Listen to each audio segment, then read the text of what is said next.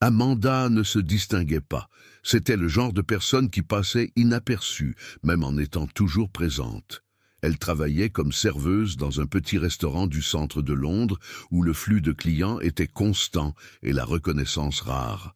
Chaque jour, elle enfilait son uniforme froissé, attachait ses cheveux à la va-vite et affrontait une longue journée marquée par des clients pressés, des commandes en retard et un gérant qui semblait avoir oublié ce qu'était la compassion. Son salaire peinait à couvrir le loyer de la minuscule chambre qu'elle partageait avec 2 autres jeunes femmes, et malgré tout, Amanda ne se plaignait pas. Elle disait qu'elle devait tenir bon, qu'un jour, les choses changeraient. Elle ne savait juste pas comment ni quand. Ce mardi soir, glacial, Amanda comptait déjà les minutes avant la fin de son service. Ses pieds lui faisaient mal, et la dernière table avait enfin été débarrassée. C'est alors que la porte s'ouvrit et qu'un homme entra, discrètement. Il portait des vêtements simples, semblait fatigué et demanda un plat modeste, comme s'il ne voulait pas déranger. Amanda le servit avec sa gentillesse habituelle, sans imaginer que ce geste routinier allait changer le cours de sa vie. À la fin du dîner, il enfouit ses mains dans ses poches et se rendit compte qu'il n'avait pas de portefeuille. Avec un regard sincère et presque embarrassé, il expliqua la situation. Amanda sentit qu'il ne mentait pas. Quelque chose chez cet homme toucha quelque chose en elle.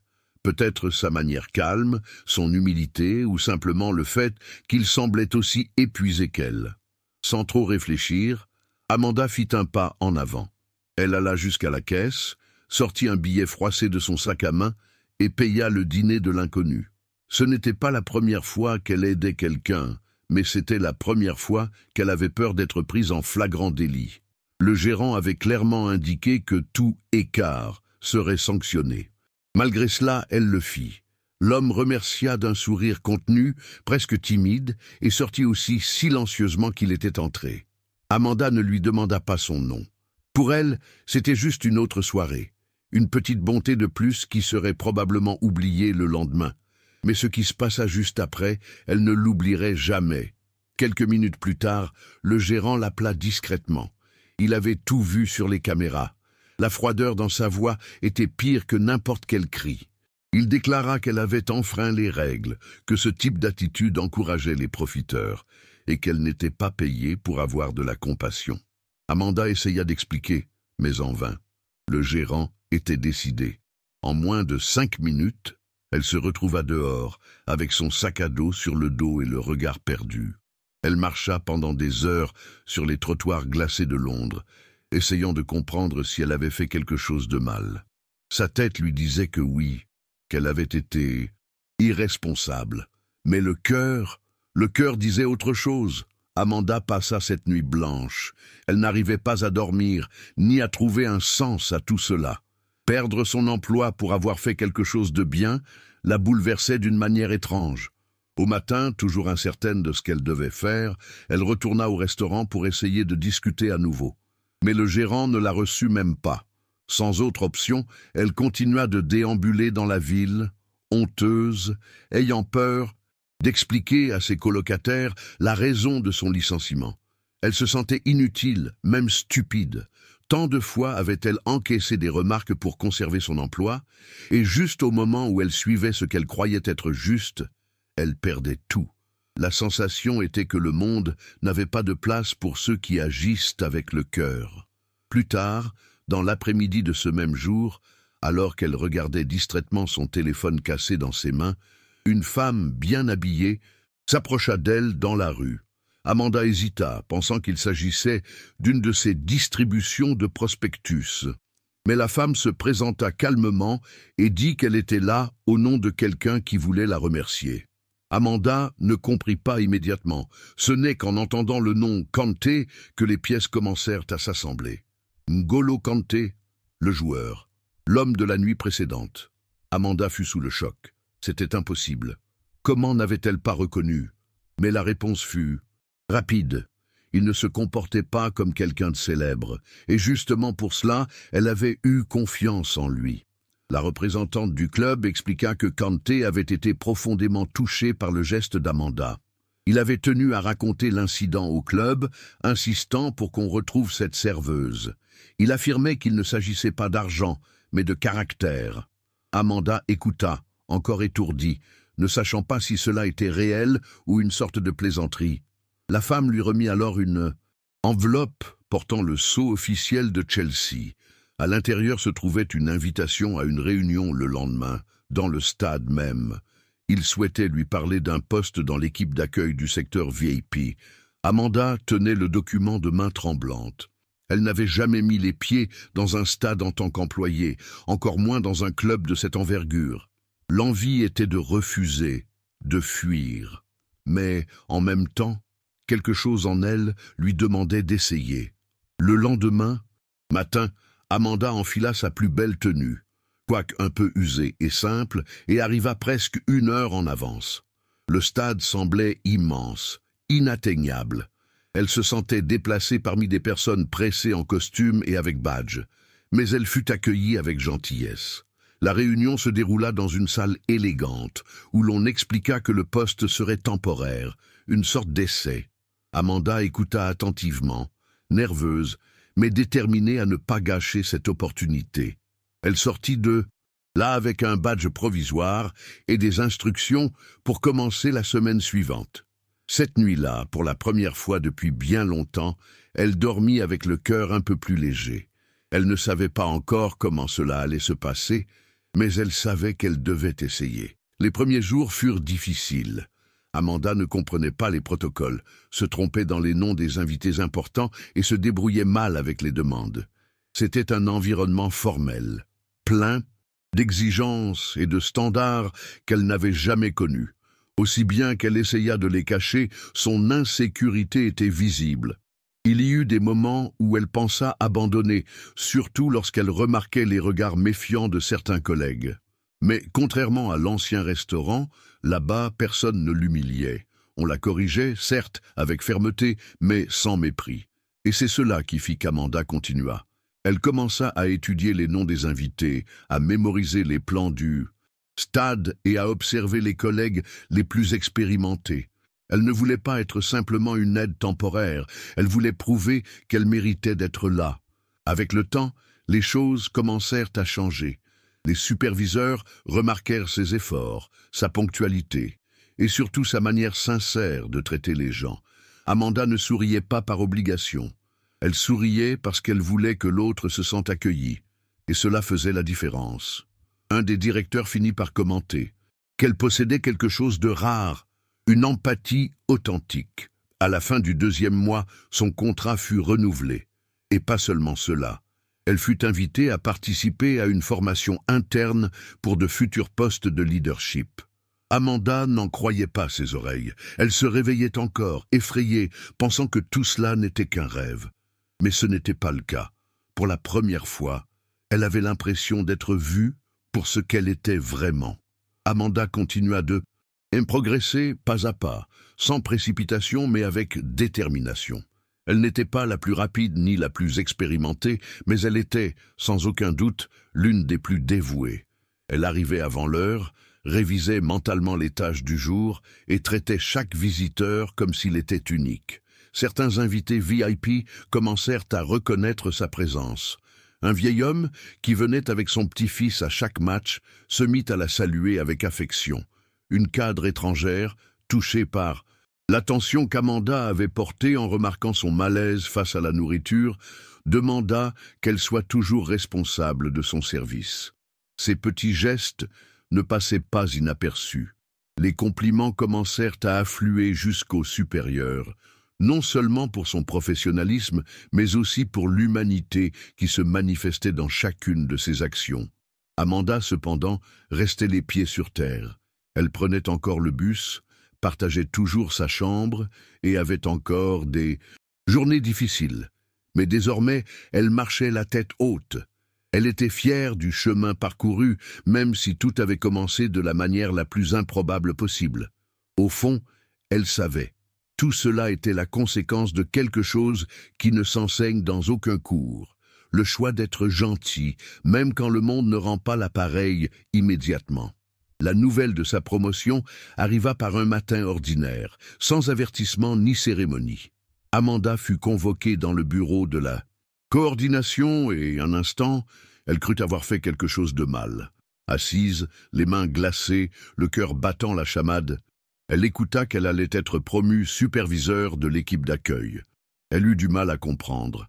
La coordinatrice expliqua que la décision avait été unanime. Amanda était le type de personne qui inspirait les autres, non seulement par la qualité de son travail, mais par la façon dont elle faisait se sentir important ses collègues. Elle éclata en sanglots sur place, incapable de retenir ses larmes.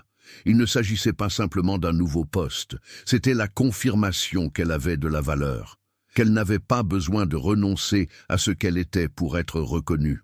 Dans les jours qui suivirent, elle reçut les félicitations de nombreux employés, même de ceux qui, auparavant, la regardaient avec méfiance.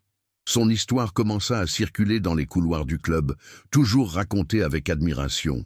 Et le plus beau, c'est qu'elle n'utilisait jamais le nom de Kanté pour se mettre en avant. Elle ne se vantait jamais de ce qui s'était passé. Elle continuait de dire qu'elle avait simplement fait ce qu'elle pensait être juste. Et peut-être est-ce précisément cela qui la rendait si spéciale. Même avec sa promotion, Amanda ne changea pas son essence. Elle tenait absolument à rester proche de son équipe, aidant pendant les périodes de grande affluence, écoutant les problèmes des nouveaux employés et partageant avec eux tous ceux qu'elle avait appris. Beaucoup voyaient en elle un exemple silencieux, quelqu'un qui dirigeait sans imposer son autorité. Il y avait quelque chose de réconfortant dans sa présence, peut-être la façon dont elle regardait les gens dans les yeux, ou comment elle se souvenait des détails que personne d'autre ne remarquait. Sa manière d'accueillir ne venait pas d'une formation, mais de l'expérience. Elle savait ce que c'était que d'arriver sans confiance, avec la peur de se tromper. Elle savait que c'était de dépendre de cet emploi pour survivre. Et c'est pour cela qu'elle tenait à être présente, offrant son soutien là où il était nécessaire. Certains jeunes de l'équipe commencèrent même à l'appeler « Tante Amanda », à la fois sur un ton de plaisanterie et par respect. Elle riait, amusée, mais comprenait le poids de cette confiance. Dans un environnement qui pouvait être froid et compétitif, Amanda était le point d'équilibre. Et même pendant les jours difficiles, car ils existaient, encore, elle restait cette personne qui croyait au bien, même quand il semblait plus facile de se refermer sur soi-même. Kanté revint au stade à plusieurs reprises, toujours discrètement. Lors d'une de ces occasions, il retrouva Amanda. Elle était en uniforme, courant d'un côté à l'autre, gérant les imprévus et organisant l'arrivée d'invités importants. Quand il la vit, il resta sans réaction pendant quelques secondes, comme si le temps s'était arrêté. Il sourit avec simplicité, comme lors de leur première rencontre, et se contenta de dire « Je suis heureux que tout se soit bien passé ». Il n'y eut ni discours, ni photo, ni tapage médiatique. Juste ce moment bref entre deux personnes qui savaient ce qu'elles avaient vécu, chacune à leur manière. Pour Amanda, cela suffisait. Elle n'avait jamais cherché la reconnaissance publique ni la célébrité. Ce qui la motivait, c'était la certitude que même lorsque tout semblait s'effondrer, rester fidèle à ses valeurs avait un sens. Et chaque jour, elle voyait que de petits gestes pouvaient transformer des vies, y compris la sienne.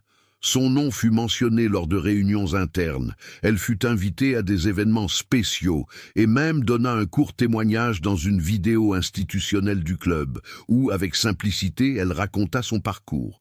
Mais malgré tout cela, elle gardait le même regard d'antan, humble, reconnaissante et déterminée, parce qu'elle savait que ce qui valait le plus dans son histoire, ce n'était pas ce qu'elle avait accompli, mais la personne qu'elle avait choisi d'être. Avec le temps, Amanda commença à recevoir des messages de personnes ayant entendu parler de son histoire. Certaines voulaient simplement la féliciter, d'autres partageaient leur propre combat, expliquant qu'elles s'étaient senties inspirées en apprenant que quelqu'un d'aussi ordinaire avait réussi à se relever sans écraser personne. Elle répondait toujours, avec patience et honnêteté. Elle disait qu'il n'y avait pas de formule magique, qu'elle avait eu peur, qu'elle avait pleuré, qu'elle avait douté d'elle-même à plusieurs reprises. Mais elle ajoutait aussi que, si elle avait réussi, d'autres pourraient aussi y parvenir. Il suffisait de croire que la bonté n'était pas une faiblesse, et que faire ce qui est juste, même quand personne ne regarde, n'est jamais vain.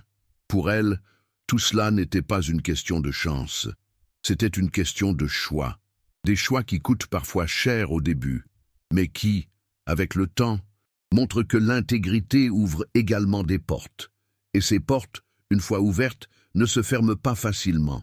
Aujourd'hui, en regardant en arrière, Amanda s'émeut encore, non pas parce qu'elle regrette cette époque, mais parce qu'elle sait combien elle s'est battue pour la traverser. Elle vit toujours à Londres, désormais dans un petit appartement qui lui appartient, travaille dur, tout en gardant sa dignité. Elle a des projets simples, de nouveaux rêves et une paix qu'elle n'avait jamais ressentie auparavant. Et tout a commencé un jour ordinaire, par une décision qui semblait anodine, payer le dîner d'un inconnu. Jamais elle n'aurait imaginé que ce geste serait le tournant d'une vie entière. Amanda n'est pas devenue une célébrité, elle n'est pas devenue riche, et elle ne le souhaite pas. Ce qu'elle voulait et ce qu'elle a obtenu, c'était le respect, la stabilité et la chance de vivre en accord avec elle-même. Parfois, Amanda passe devant l'ancien restaurant où tout a commencé. Elle n'entre pas, ne nourrit pas de rancune, mais n'oublie pas. Le licenciement, qui à l'époque lui avait semblé être une injustice absurde, est aujourd'hui perçu comme le coup de pouce dont elle avait besoin. Si elle n'avait pas été renvoyée, peut-être n'aurait-elle jamais quitté cet endroit. Peut-être aurait-elle continué à vivre une routine de fatigue et de silence, croyant que c'était le maximum qu'elle pouvait atteindre. Il fallait perdre pour découvrir qu'il y avait encore de la place pour recommencer. Et aujourd'hui, elle comprend que si douloureux que fût ce coup dur, cette rupture a ouvert la voie à une vie qu'elle n'aurait jamais osé imaginer auparavant. Elle ne se voit pas comme une héroïne. Elle se définit simplement comme quelqu'un qui, ce jour-là, a fait ce qu'elle croyait être juste. Et cela, pour elle, suffit. L'histoire d'Amanda continue, comme celle de toute personne ordinaire qui se lève tôt, affronte des doutes, surmonte des peurs et tente de faire de son mieux avec ce qu'elle a. La différence, c'est qu'aujourd'hui, elle porte en elle la certitude que le caractère a de la valeur, et que même dans un monde pressé et souvent indifférent, il y a de la place pour des gestes simples qui transforment tout. Amanda ne sait pas ce que l'avenir lui réserve, mais elle sait ce qui ne changera jamais, son choix d'agir avec bonté, même quand personne ne regarde, parce que c'est précisément ce choix qui a tout changé.